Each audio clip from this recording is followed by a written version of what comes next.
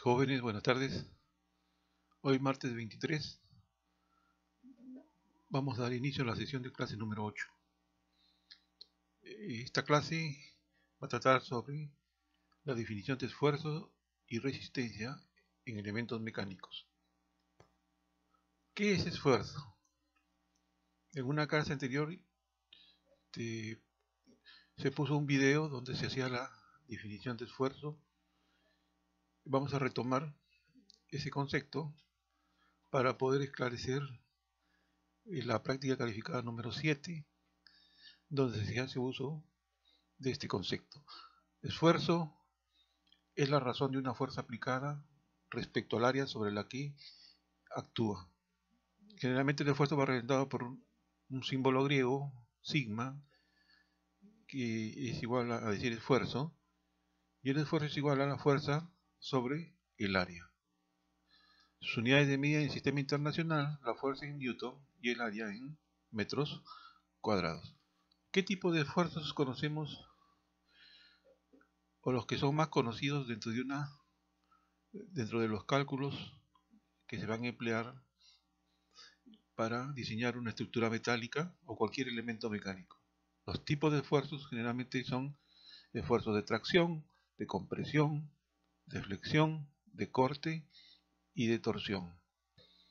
Cuando hablamos de fuerzas de compresión, si vemos el gráfico de la izquierda, dos fuerzas iguales y opuestas se aplican. En este caso, como ejemplo, vamos a poner sobre un hueso, ¿no? La máxima fatiga o el máximo estrés que se produce en el plano perpendicular a la línea de carga como consecuencia de las fuerzas, y estas fuerzas que van dirigidas en sentido contrario y en una misma línea de acción dan como consecuencia que el hueso tienda a acortarse, y al acortarse ensancharse, ¿no? Generalmente esto se conoce como aplastamiento de cuerpos, ¿no? Esfuerzo de tracción.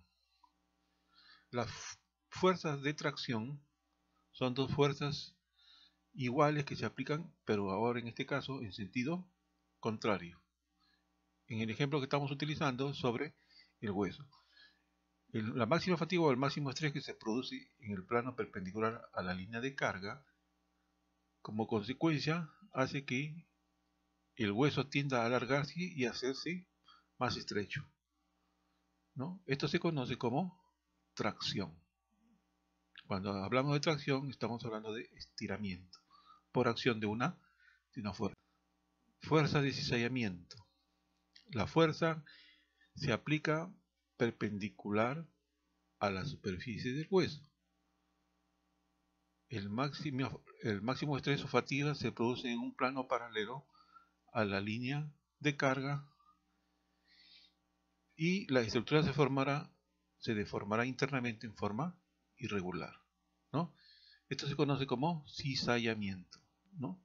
Como ven en el gráfico de la izquierda, las fuerzas que actúan sobre, en este caso el hueso, tienden a cortar en dos, ¿no? En dos al hueso. Y si se dan cuenta, las líneas de acción de las fuerzas son paralelas al área sobre la que están actuando. Esto se conoce como fuerza de cizallamiento.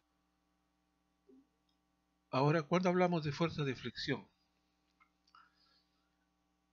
las fuerzas de flexión aplicadas sobre cualquier elemento mecánico, y en este caso en el ejemplo que estamos utilizando, que es el hueso, hacen que éste se doble sobre su eje mayor y aparecen fuerzas de compresión en el lado de la aplicación de la fuerza y de tracción en el lado opuesto.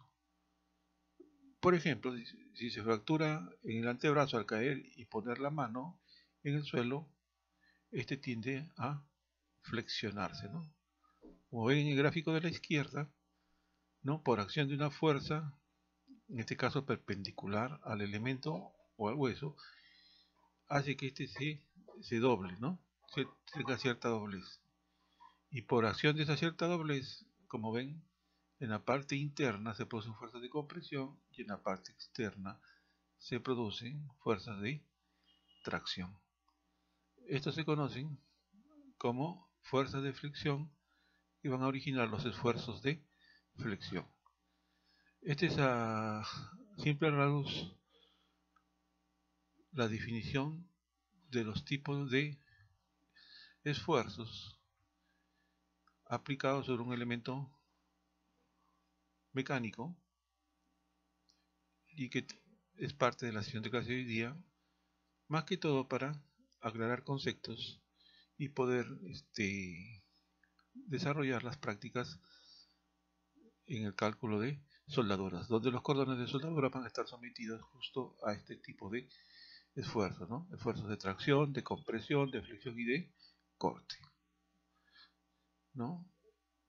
Y hay otro esfuerzo que casi no se utiliza mucho, pero que es el esfuerzo de torsión, ¿no? La fuerza de torsión es una fuerza aplicada que tiende a rotar al elemento alrededor de su eje, ¿no? Aparecen fuerzas de deslizamiento que se distribuyen a lo largo de toda la estructura, ¿no? Por ejemplo, si se produce generalmente como ejemplo, si ustedes están esquiando y al caer rotando sobre su pie anclado en el esquí, este tiende a torcerse, ¿no? Una torcedura. Eso se conoce como torsión. En el ejemplo, en el gráfico de la izquierda pueden ver, ¿no?, las fuerzas de rotación en sentido contrario, que hace que el elemento tienda a torcerse.